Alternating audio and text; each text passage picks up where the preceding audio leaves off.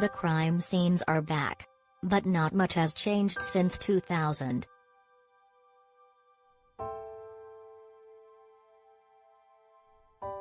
For 15 years the forensic scientists of CSI, crime scene investigation, often literally dug up clues to Las Vegas murders. And their spin-off counterparts did so in New York, Miami and online, cyber. The series were immensely popular on CBS, burnishing a reputation as the network of criminal procedurals that appealed to a huge, somewhat older audience.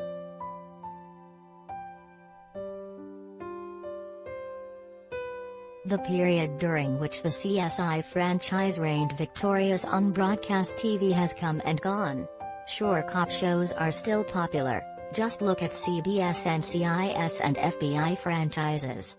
But as viewership has fragmented, the ratings game is played for far lower numbers than in 2004, when an episode of the original CSI could draw in 30 million viewers on a Thursday night.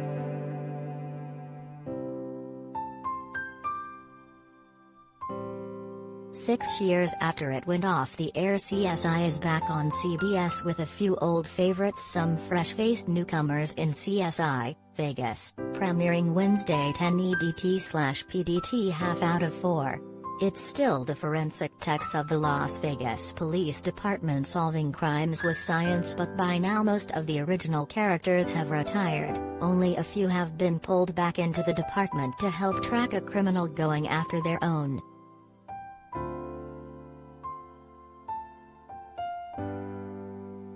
The best thing to be said about Vegas is that it's fine, familiar and easy to watch. There are images of dead bodies and plenty of techs wearing lab coats running cotton swabs through fancy machinery.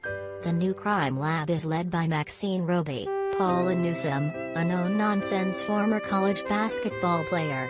Her young team consists of the typical brand of attractive geniuses that populate the crime labs of this franchise, including the enigmatic Josh Folsom, Matt Loria, and wonderkind Ali Rajan, Mandeep Dhillon.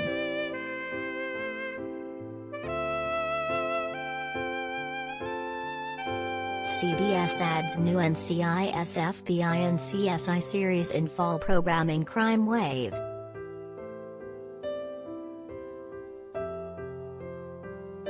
When former LVPD Captain Jim Brass, Paul Guilfoyle of the original series, is attacked in his home, the crime lab team investigates one of his old cases.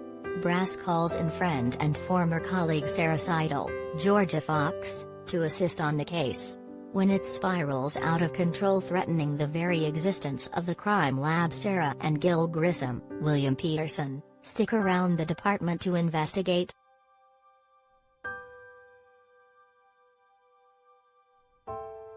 The first episode assumes a knowledge of the characters from the original to land its twists and surprises. You might find yourself reaching for IMDb and then Googling pictures of the cast now 21 years after they were the fresh-faced kings of broadcast TV.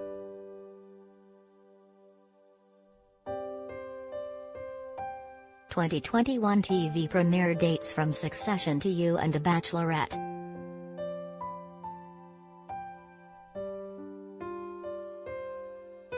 Vegas mostly retains the structure from the original. The techs investigate one big crime and one smaller one each episode. But there is also a larger mystery to the series. Sarah and Gil attempt to learn whether one of their former colleagues used his forensic know-how to plant evidence and frame suspects, or if he is the one being framed by an elaborate conspiracy of criminals trying to get their buddies out of jail.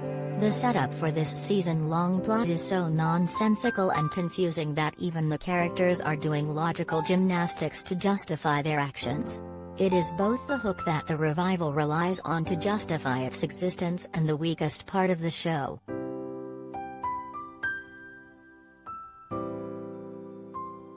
Beyond the far-fetched plot, Vegas projects an overwhelming air of blandness and dullness. Everything about the aesthetics and the characters, new or returning, is tired and overly familiar. Those who really loved the original probably will enjoy the revival, but it's also possible that this particular nostalgia grab is just too lackluster to entertain even the most die-hard fans. Nostalgia alone doesn't make a good plot or compelling characters, and Vegas struggles with both.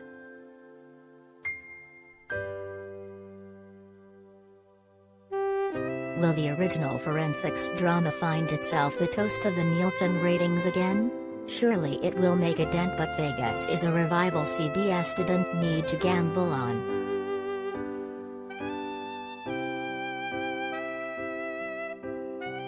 Review: Serviceable NCIS. Hawaii spinoff tries to be different and the same all at once.